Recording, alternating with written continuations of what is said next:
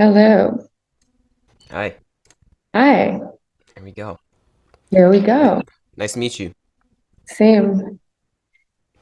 Um, yeah, thanks for coming on here and doing this with me. Appreciate it. Thank you for inviting me. Of Gary, course. right? Gary, yeah. All Gary right. Haskins. Gary Haskins, that's the name, That's at least for it. now. That's the name. So where are you located? Well, I've been traveling for a year and 5 months all over Mm-hmm. the place, but right now I'm settled in Panama at Nice. Benao. It's a really beautiful beach town. Mm. Is that your home? Well, now it is, yes. Well, I mean, like, where are you from? Oh, well, yeah, I'm Like, from Panama, but the city. But yeah, for sure. oh, This is, nice. yeah. That's awesome.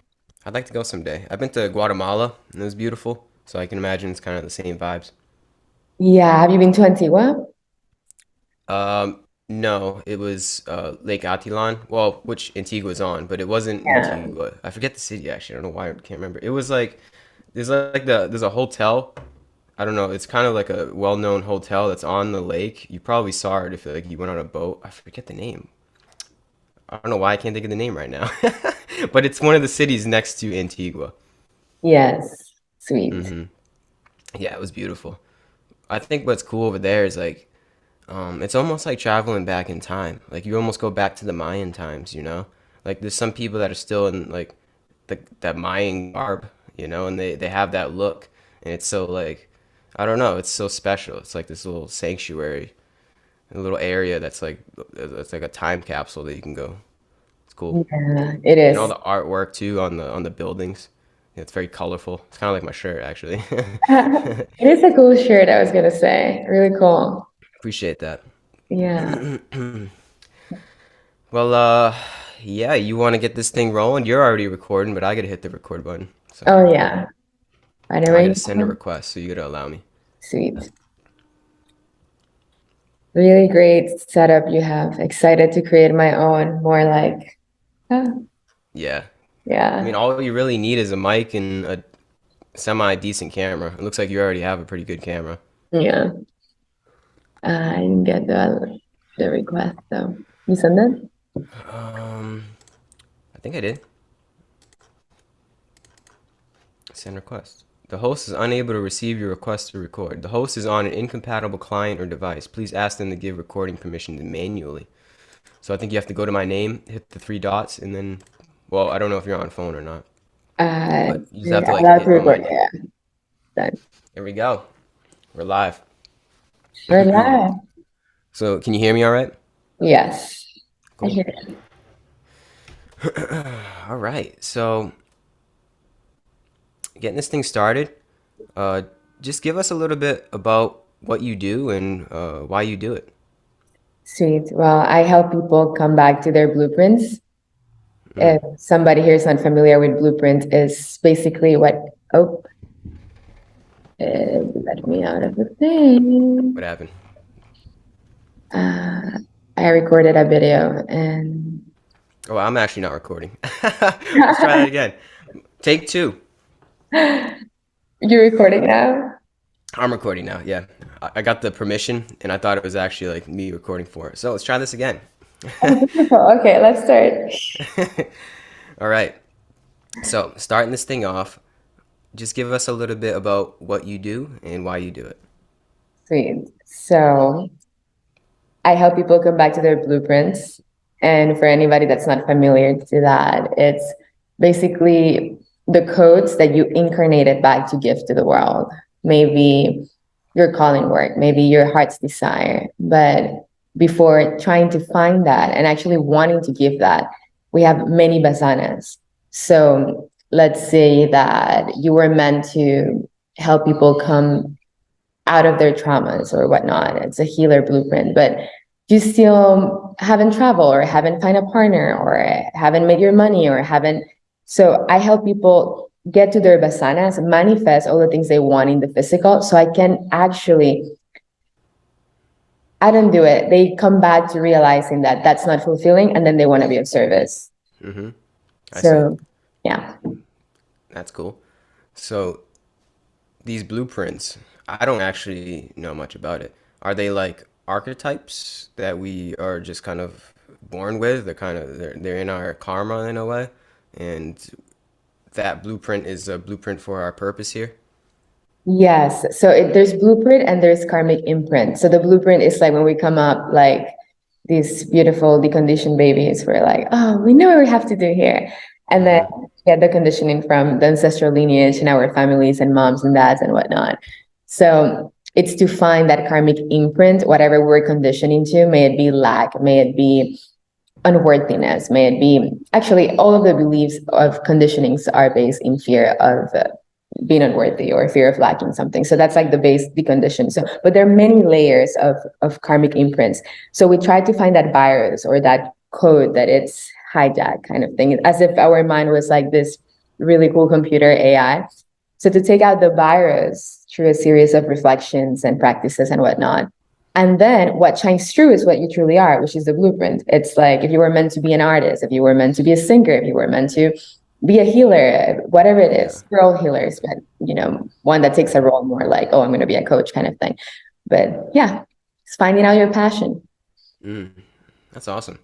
Yeah. I think the world needs a lot more of that. That's for sure. I think we're lacking that direction, that sense of purpose in our lives. But I think we do all innately have it. I think if we're born, we're a human being here. I do believe there's a purpose for everybody being here, and that might sound a little corny, but I think it's true. I really do believe that if you're here, there's no accidents in the divine plan. So it's just up to all of us to be able to find that, like go within and actually find that sort of intuitive direction. And then once you get the hint, I feel like I don't want to say it's easy. I was gonna say it's easy, but it's not easy from there. But it's like it's a little smoother. I guess the path of life is a little bit smoother, and there's a sense of flow state that one can attune themselves to, and it doesn't make it easier, but it makes it easier to bear. If that makes sense, like all the happenings in our life, it makes it a little easier to bear, knowing that innately deep down, no matter what happens on the movie screen of our life, we have this kind of underlying reason to be here and to bear everything that comes about in our life. You know what I mean? Yes, completely. And that's what it is, allowing that flow state. So Mm-hmm. I would like to add kind of when we actually allow that flow state, doing something we love, the other manifestations, the thing that a lot of people come to me for, like, oh, I want the partner, or I want the money, I want this, just come because you're just like in the flow state of what you love. So you become passion, and then passion chases you. So then Mm. in the frequency of the miraculous or like instant manifestation, abundance. Yeah. But Yeah, it's a flow back and forth. Yeah, it's a flow. It's a beautiful. It's almost like a. Here's another buzzword. It's almost like a rebirth, but it's not like a physical rebirth, but it's like a rebirth in your perspective on what it actually means to be here. It seems what it means to be a working human being here. That's how I see it at least. It's less resistance to here we go again, less resistance to the happenings of life. It's easier to bear in this flow state. Yeah. So, how did you get on this wavelength? Where did this all come from for such a question. I'm like, well, I was born. you? I think it's suffering, just like Mm-hmm. being that person that goes from the resistance, and then also getting into this quest and path of enlightenment, and then making the ego realize the ego thinking it was enlightened, and then there are many layers to that, and then coming back to my human and being like, so let's just enjoy the journey, let's just experience, because a lot of that took me to a spiritual bypassing and then not wanting to face the world. So what you were mentioning about it makes it easier to bear. It's like the codes to be in the world, but out of it at the same time. Yep. Mm-hmm. So I was always in the extremes, right? Like, oh, I'm going to be really in the world. And then I was just smashing my head on the wall, and not literally, but nothing Mm-hmm. seemed to happen and nothing seemed to flow. And then I was like, I'm not going to be in the world. Fuck the world. I'm just going to be a monk in the Himalayas. And then I was like, that also isn't it. So just being on extremes and saying, you know what? I just need to be a humble human. Yeah, there it is. Yeah, That's exactly. it. Mm-hmm. Yeah, Yeah. that's the middle way. Hmm. Yeah, it's not either extreme. It's kind of you use both of those polarities that you described, but I feel like Yeah, it doesn't serve one. Well, I mean, personally speaking, it doesn't serve me to go to either extreme in that what you just described. You know, the complete ascetic or complete hedonist. It's somewhere in the middle. Exactly. Yeah, yeah. I don't know. I'm a Libra too, so that's why I probably resonate more with that. The balance. Always, but I think balance is important in anybody's life. Doesn't matter what your astrological sign is. I think balance is important. Yeah, Mm. yeah. So yeah, I mean, it comes from, like you said, you're suffering, right? You had to realize that there was another way to go about this. And the other way to go about this is like you said, you know, go through the darkness, figure out what you really need, I guess, in this human incarnation. And what you probably came to find is that what you need is a creative purpose, right? A creative purpose to give back. Yeah. So, I mean, would you say that is the path to happiness, the path to a sense of fulfillment in one's life, a sort of satisfaction, is to, in whatever way, whatever our dharma is to find out like a sense of selflessness in one's life, a sense of servitude. Beautiful question. I love that. I would say it is finding meaning out of meaninglessness. And again, that sounds Mm, ironic, but I'm using my I like that though. That's good. it's a type of the integration, what you call balance. I'm a Leo, so a lot of fire. There we go. But not but and it's if we're in passion, if we're doing what we love, right? And usually a sense of meaning also comes to give meaning to our suffering. So I'm like, okay, I went through all this suffering, all my wound, all my conditioning. What can I use out of this to Yeah, like be of service to the world? So not only makes you be in passion, but it makes you it like tricks the psyche into being like, oh, everything you went through was also for it. And then you see somebody being happy out of you co-creating wisdom out of your suffering. So yeah, for like that feeling, it's like priceless. It's like, oh, yeah. it was worth it to be in hell because now I can bring heaven to people. Mm, Yeah. that's a good way to put it. Yeah, it's like you got to transmutate that energy of your own suffering into love, essentially, into compassion. Obviously, it's easier said than done, but I think that's the gist of this whole thing. It's like how can we love through our suffering? I think the whole human experience is that. It's like we're all going through shit. Like we're all suffering in one way or the other, or we have suffered in one way or the other. So it's like how we deal with it, what our perspective is on this suffering. And then from that changing of perspective, the conscious perspective, you change and reorient your actions from that the best of your ability.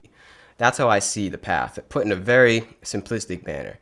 It's like you change up the way you see the world in your life, and then once you get that different viewpoint, you get a different kind of reorientation in your actions that are ideally selfless or sattvic, as one would say. And then from there, as the story goes, you don't build karma, and then you actually don't suffer as much, like you personally, as in the self, and other people as well, you know, whatever your action is. That's how I see it, putting it very simply. I think that is the path. Would you agree? Yeah, completely. It's Yeah, same thing, different words. Like, yeah. yeah. Sharing It's, that go ahead. um, sharing that in the state of flow just brings that happiness. And I wouldn't Mm, call it like servitude or like selflessness. And it transcends selflessness and selfishness. It's both at the same time yeah, because it's kind of selfish to just do what I love, but then what I love brings happiness to people because I'm not trying to save them. I'm just happy and it radiates. So then it I think becomes just like an extension of your joy, and you're just like a walking gift. a walking gift. I like that. Yeah. Like the key is to I would say the key is to not think of you as the walking gift because then that becomes selfish. You know what I mean? Because once you say I'm a walking gift, look at me, like that in that it's like you you be the gift. It seems without even realizing you're the gift. Like I feel like when I come across very grounded, very just high individuals, I feel like they don't know how special they are in a way. They don't know how enlightened they are in a way. I said this before. I don't think like saints don't call themselves saints. You know, if you ever meet somebody that's truly into that selflessness uh, wavelength, I feel like they don't even recognize how wonderful of a human being that they are. You know what I mean? It's effortless. I think to a certain point, this flow state, which is makes sense. If you're in the flow state, it becomes effortless. Like it's just like literally you're just going with this sort of you're going with the Tao. You know, you're going with the flow of life, and the flow definitely yields just a happier life. It seems. It seems. I don't even know if happy is the right word. I don't think it is. It's not happy, but we'll just say happy for now. It's satisfaction, fulfillment, just less suffering in one's life. If you can attune to that, then I think that's the key, man. And it comes from creativity. It seems. I think we're all creators. You know, we're all here to do something, and we're all here to further the creator's creation. I think we're just instruments of the creator. We're vehicles. We're kind of like God's paintbrush in a way. So we're here to be, paint our own picture in our own way, and it depends. What's beautiful about the human experience, in my opinion, is that we all have our own way to create. It doesn't matter how I do it or how you do it. Whoever's listening to this, you gotta go within, find out whatever your knack is, whatever your niche is, and then that's how we flourish here. But that's the beauty. Like I said, we're up. There's billions of us here. There's billions of people, and I think each and every single one of us have our own specific knack. No matter how small or how big it is, we all have like a certain thing that we're here for. I believe. Yeah. That's so beautiful. Yes. Positivity. Here we go. I really do believe that though. I mean, maybe I'm a little idealistic. Maybe, I don't know. Maybe I'm just hoping for a better world a little too much, but I do believe in an ideal, perfect world. Every single human being almost kind of knows their dharma. We're here, knows their purpose, and we just kind of go with it, you know. And there's no resistance. There's no war, darkness. There's no fear. Just all the negative stuff that you may see in the news. Like there's none of that. I think if we were all truly on our dharma, on our path, this world would be a completely different place. It wouldn't look the same. It would not look at all like you see, like all the suffering and darkness that we see. It wouldn't look like that. And I think all of that is because we're not aligned to God. If you really want to put it simply and use the G word, I really think that's the simple way of saying it, is that we're not aligned to this kind of divine intuitive direction that we all have within ourselves. Um, but until then, until we get that message, until we all get the ping, we're gonna keep building karma, because that's what I think karma is. Like these karmic imprints, they're in one way you could see it as like a curse, like you said. I think you said the curse and a blessing, right? Well, in one way you could see it as a curse, but then another way you could see it almost as a blessing, because it's a lesson. It's a blessing that is a lesson for us to get the message. And Mm. until we get the message solely, like personally and collectively, we're gonna keep building karma and keep building up just, I guess, darkness in our lives. And it may take lifetimes. Some say it does. But I think once you get the message, that starts the trajectory toward a better life. Not only yourself, but also collectively. And I think that's where we're at right now. I think like it seems to be, my intuition tells me that this time period that we're in is a very profound one. And I think we're just reaping a lot of karma right now. If you want to like take those abstract terms, I think humanity's just reaping karma just so much. Just it's just like it's exponential. Every day that goes by, we're getting pinged with the karmic lessons at a very exponential rate at this time. And I think a lot of people are waking up per se, but I think we got some work to do. This it's gonna take some time. It's gonna take maybe like I said, a few generations, a few lifetimes. But I think this is kind of the climax. This is a turning point in human history. But we shall see. Yeah. That's all I gotta say. Mm.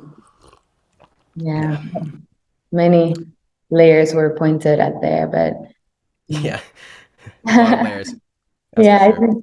think what comes true is most of the people I work with, come with the sense of my own deepest wound, which was unworthiness. So I love empowering them into believing that they are the gift and they're worthy of existing and being here. Because you mentioned something about the monks or somebody that's already in a space of true freedom. They don't need to say it, but with the people that come into my field, they don't really even know that it's okay for them to exist. So it's like telling them Mm, their gift. It's like, wow, really? Okay, I'm a gift. yeah. Okay. So they feel a bit more empowered to start doing creative work. And then it's not about their karma or their suffering. That's just how I truly explain the blueprint thing. But it's about them feeling worthy of speaking. Some people have the throat chakra so blocked, they don't feel like coming to YouTube, make a video. Those things are like so out of their, at least in my world, that's what I experience with clients. It's like so out of their field of imagination. And Yeah. that's why I think that's the gem I was given to transmute, because I feel like every being of in their blueprints, they get assigned a part of the collective. So it's like, okay, everybody that feels unworthy of existing, like I did for many years, it's like, okay, now I can show you that it's okay for you to Mm-hmm. trust yourself and feel confident and be alive. And it's subtle. It's not like arrogance. It's not like shyness. It has to be like humble confidence kind of thing. But first, it needs to be asserted. And then it Yeah. can disappear into the nothingness of being like, okay, I'm nobody, no one, nothing. I don't need to even speak. I don't need to say I have a gift. But first, it's good for them to feel like they have something, so they can Yeah. motivated to even get out of bed. Mm-hmm. Yeah. That's so sad to hear. I believe it though, because I've been at a dark place before in my life. So Yeah. I feel that. I understand. It's just so sad to hear that people just don't want to live. I believe it though. Yeah, that's the first step, is at least like, yeah, wanting to live. And then, yeah, all of that, the rest of the hubbub that I explained, that comes later. But yeah, just be wanting to be here and wanting to have this experience and all its ups and downs. That's the first step. Yeah, finding like a sense of yeah, like a sense of purpose, just to simply just be here. Even we can get into creative purpose, which we already did, but just to simply like exist and to have this human experience. Yeah, we need that. That's for sure. So how do you direct people to that? What is if you found this like common denominator of people just simply not wanting to live, not wanting to be here, what is your kind of what is your blueprint for success with people? It's different with everybody, but tuning into their heart's desire, because it's about opening the heart, and Uh-huh. then all the wounds come up, and then traumas from past lifetimes come up, and then I ask, I connect with their higher selves, and then I never know what I'm saying. I just download questions, and they Oh. open up, and there's a release. I think every healing is a type of release, and then they Mm-hmm. can shine more into their light, and then it happens. I see. So you pretty much just hold space for people, and then from there, you're like an intuitive channel for them, like Hmm. almost like a reflection. Well, we're all reflections, yeah, but I guess so. I don't even speak. It's not like I coach them. They coach themselves. I'm just asked questions to bring them back to themselves. Mm-hmm. Yeah. And this is I just went to like the hell of the human psyche of like, oh, I'm depressed. But there's also people, as you were mentioning, that we're already in that space of no one, no mine. And then it's about like, oh, I want to be grounded in the world. And so it's everything, right? It's the beauty. It's so much range of Mm-hmm. personalities. So have you always been on this wavelength? I'm guessing no. So that's what I want to know. Is like what uh what was the like light bulb moment to know that you almost had this ability to do this intuitive power to guide others? Oh, just COVID had nothing to do. It was just logging my house. You said COVID? Yeah. Yeah. And so I started Uh making videos. This is nothing to do. It's just like, oh, okay. Just started doing it and then I never stopped. uh that's cool. Well, Yeah. hey, everything happens for a reason, I guess. Right.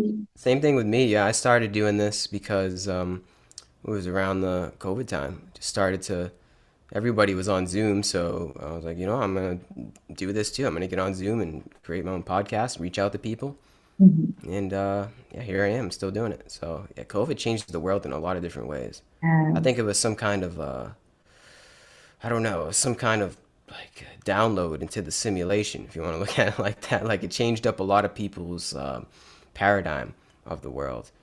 Rather than, I mean, on the physical level, there was a lot of sickness and a lot of fear that was involved. But I think there was something that happened that I think we're still processing in the subconscious, in this greater consciousness that we all exist in. Something happened, something switched, and like I said, we're still digesting it. We're still kind of living in the remnants of it. But I don't know, something went on that year in 2020, and I think it was getting back to the point how we started, kind of. It's all how we decided to transmutate that energy. It's like it was like a point, it was like a gateway, and if some I think some passed the test in a way to get through and transmutate that energy into like creative pursuits, and some just stayed in that latent fear that was that was just so present at that time. It was almost like in a way, almost like an initiatory process for a lot of people, it seems. Mm. I don't know. Maybe I'm just making up stories in my head, but that's what it seems like for my life, and other people that I speak to. It seems like it's like, what did we do during that time? And then what we did during that time is kind of, it either made you, it was making you or breaking you. So I mean, I don't. Yeah, like I said, it's all about perspective. And it's all about how we transmutate the energy of the world and ourselves, and how we go forth from it. Yeah, Yeah. yeah, yeah. I'm trying to think. What else do I got to ask? I don't know. So you to ask. I love what you said about the stories. Everything is a story making, isn't it? It's like really in my paradigm, I see like we're just characters living in a storybook, and it's like, oh, what story do I want to play today? What's the scene I want? Yep. Co-creating that. Yeah. Yeah. It seems like that, right? Like this. At least once you get that glimpse of a different perspective, is that your life is a story to other people. It is to yourself, but in a way, it is to other people. And that could be looked at as the ego, right? Right now, to a lot of people, I'm just an image on a screen, and I'm just a voice. And that could be seen as the ego. That could be seen as the story.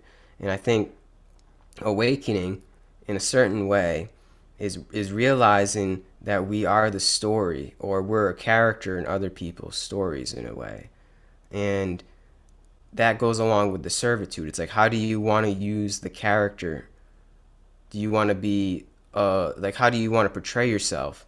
But it's like without even thinking of yourself as the character, if that makes sense. It's like stay cognizant Mm. that we are this. I'm just a character to you, but really, behind the scenes, we're the same thing. So it's both. We play our roles here, but we play our roles knowing that there's this kind of innate interconnectivity between me, you, and the listener. And from that vantage point of our constant interconnectivity, how am I going to play my role? That's how I see it. It's this both const it's what am I trying to say? It's this constant almost back and forth between the two different perspectives or layers of what it means to be a human being. And yes, then life becomes a story that we seem to write, right? We have the freedom to write it how we want to write it. But this is where it gets peculiar, right? We have the freedom and realize that I'm just a story, like the story of Gary, the story of Nicole, right? And you can write it really however you want to write it. We have no bounds. Yeah. Yet, there is a surrender to a certain kind of direction and guidance in that. It's peculiar, right? Like we have the free will. I know I can do whatever I want. Like I can go run around the streets naked if I wanted to. That's just an extreme. But what I'm saying is we use that free will, that liberation to surrender to a greater force of love, that one could say. And in that I think leads us to the sense of purpose, like a sense of effortless flow here. It's peculiar, right? Yes. How beautiful. It's a state of surrender, will and surrender, masculine and feminine. It's the will it merged with divine will, which is how I like to see everybody, just merging divinity with the human. Then it's just surrendering to that. So it's both and neither. Yep. Yeah, it's always both and neither. It's always this. Hmm. That's the dance here, though. That's the dance. Yeah. And to be so serious all the time. We can all just like be dancing and laughing. But you were mentioning before, like a world where everybody's attuned into that passion, their excitement or their blueprint, whatever we want to call it. Then it's like peace, world peace. Because everybody's happy and passionate and sharing their joy. And then the interconnectivity balances everything out. So all the resources are balanced. All like there's just abundance, there's just love, there's just friendship, there's just service. Hmm. That's the world I see. But again, it's just a projection. And this is so cool because I'm like, this is all back to Nisargadatta Mahara and these teachings. And there's like, but tell me the world that needs saving when you're fully in your healed self or your authentic self. And that's like, all we have to do is be happy. Like, if I'm happy, you're happy, and we radiate that, that's it. Like, there's no need to save Hmm. anybody. It just Exactly. creates itself. Yep. Yeah, we save ourselves to save the world, and that's really the only Yeah. way that we do it too. There's no other way. You can't be the savior. You can't be the messiah. It doesn't work like that. So really, yeah, truly the most powerful thing that we could do is to just be our own messiah in a way, be our own savior. And yeah, that's it's in that way it's actually simple. It's cool that it's like that. It's like, oh, I don't even though there is like a sense of like I want to give back.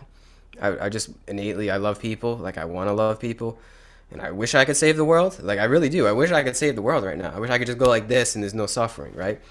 But it doesn't work like that. That's not in the rule book. So the greatest thing that I could do is work on myself, and that saves the world. Yeah, and that's all you really need to do. All of us really just need to find that getting back to it, that innate purpose, and that is truly how we make the world a better place. Oh, It's yeah. beautiful. I can only share my journey, and whoever feels aligned with that, beautiful. Mm-hmm. So, Yeah. Yeah. And yeah. it's an ongoing process too. I see it as just like a I don't know, it's like it the journey never ends. Like there's never like for me at least it's not like I'm here and I realized why I'm here and that's it. I saved myself, I saved the world. If anything, that seems like the beginning of the Yeah. journey. You know what I mean? That seems like the start of the story.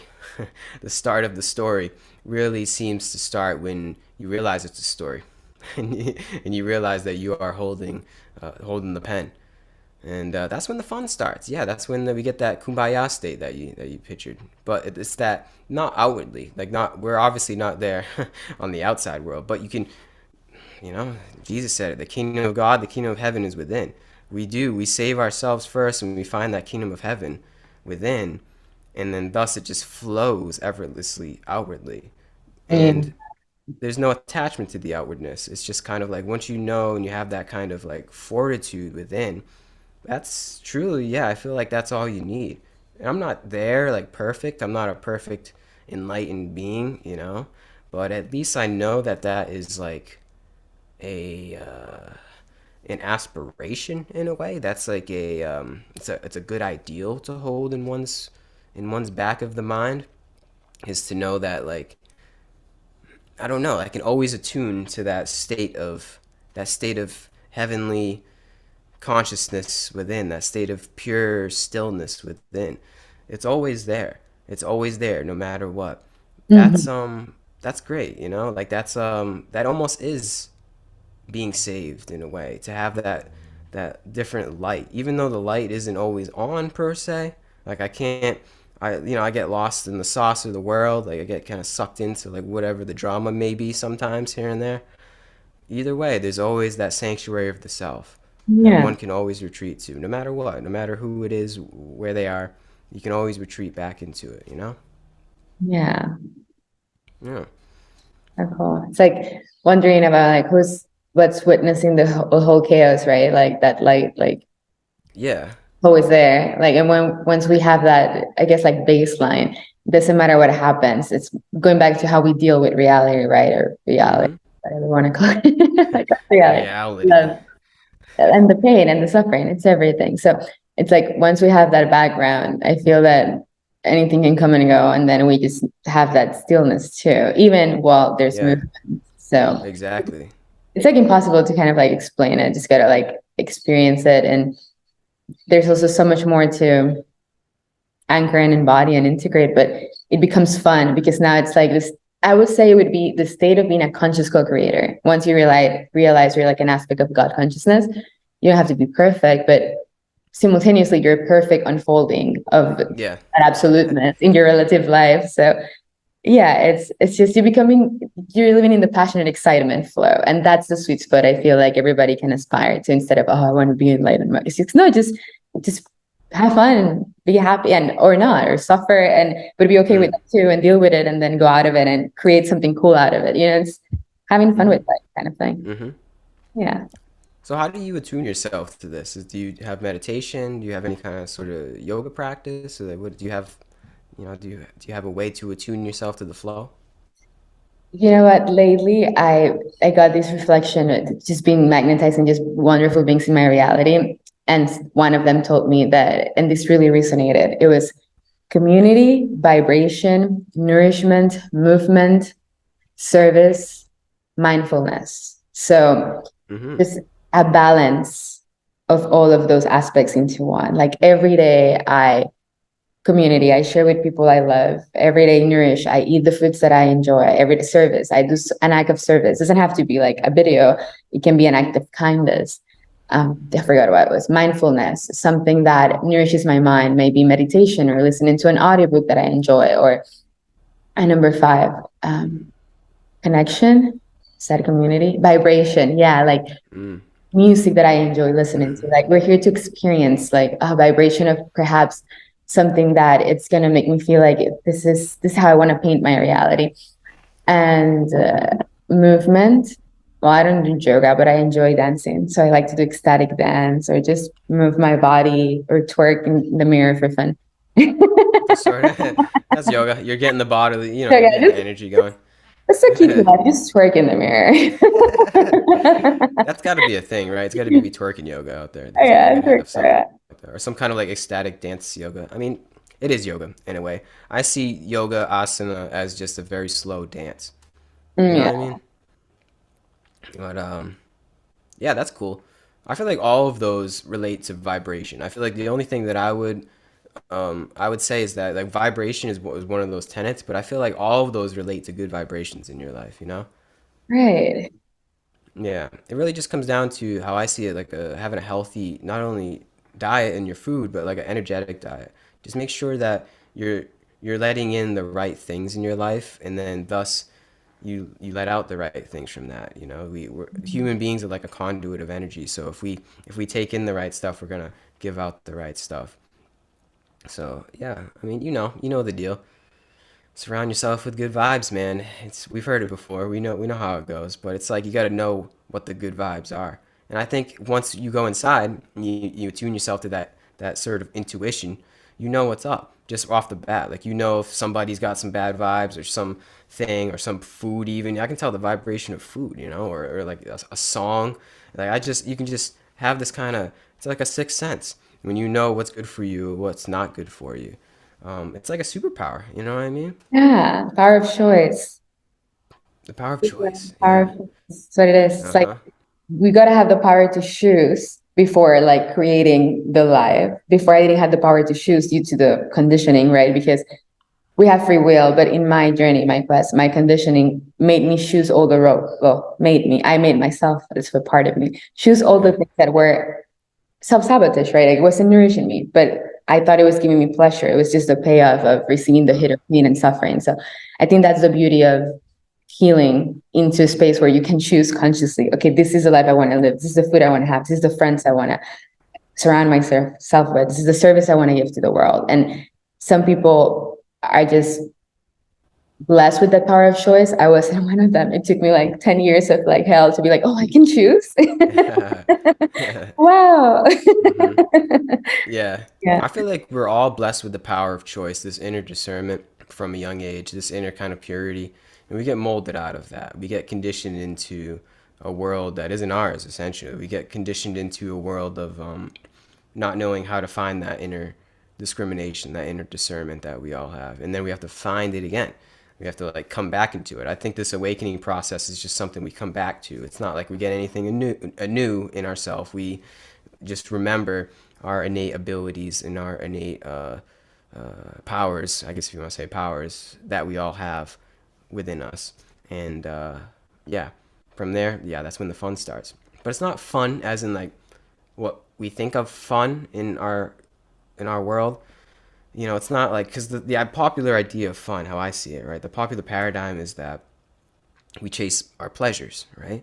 We chase satisfying our senses, the five senses, right, to a certain degree, and that's how the world wants to sell you a sense of peace and happiness, I guess. Like continually, and that's what our mind does. Our mind tells us we got to keep chasing our innate, just satisfy our senses, right? Our innate pleasures of the human experience. But those always come to pass. We always get what we want to a certain extent, and then afterwards, it's like, huh, you still feel that like kind of lack, right? I'm speaking from personal experience. Before I knew this whole wavelength of awakening was a thing, like there would always be like something like a hole that I was trying to fill, and I was trying to fill it with my five senses in a way, and it just would never add up. Maybe in the moment I'd feel like this momentary pleasure, but as we know, everything is impermanent here. Yeah. Everything comes and goes. So I think that's what led me down and a lot of people down this path, and that is essentially suffering. What we're describing is Buddhism right now, Yeah. and that's Buddhism. It's like realizing the impermanence of everything that we think is going to bring us permanent happiness.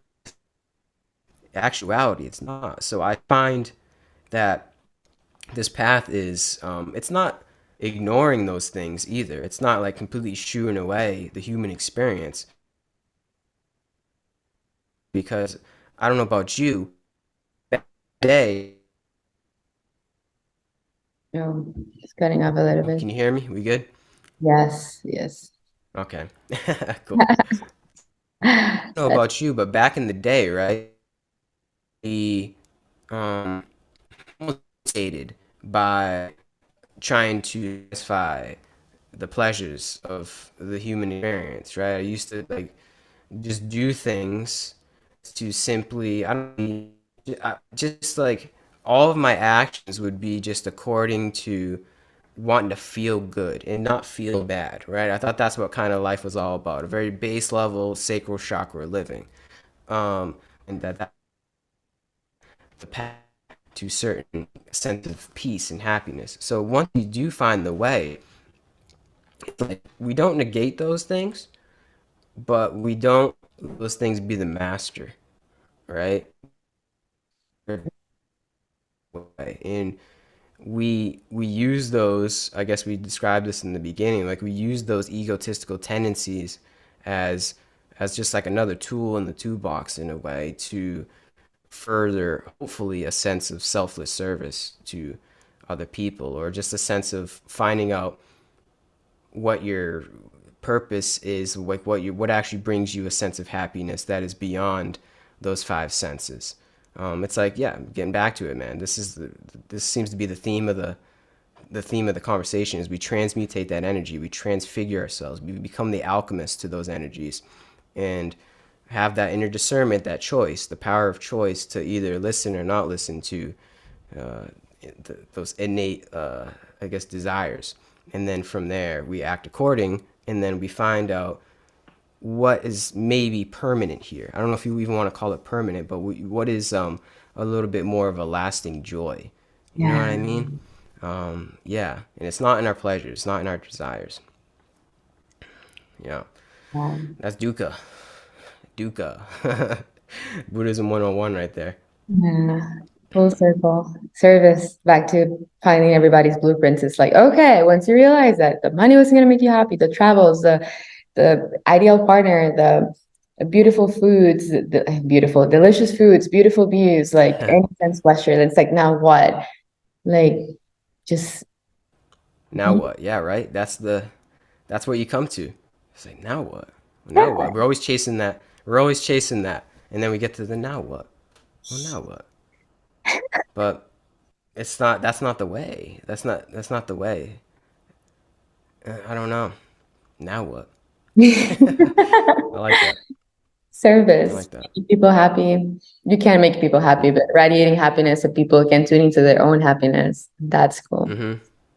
Yeah, I see that radiation of happiness as like a no strings attached kind of offering to people. It's sort Mm, of like you're just being you, and if the other person is attuned to that, they're open, they have their door open in a way, then it'll if it resonates, it resonates is what I'm trying to say. But it's like yeah, you're not trying to save the world, like we said before. You're not trying to change exactly. anybody. Effortless, effortless flow. That's it. Effortless flow. Yes. Mm-hmm. That's it. Well, I mean, I don't have anything else to ask, anything else to say, really. I think we covered a lot of ground here. Do you Yeah. have any last words? Anything you want to say? I'm just thank you for having me in, inviting me to the Conscious Perspective podcast by There it is. Sorry, Haskin. There it is. I might have to use that as my intro now. I like it. Well, yeah, thanks for coming on here and doing this with me, sharing your time, effort, wisdom, and energy. And wish you all the best. Keep doing your thing. I think this was cool. Definitely insightful. And yeah, keep doing your thing. Beautiful, sweet. Thank you, brother. Thank you. Peace.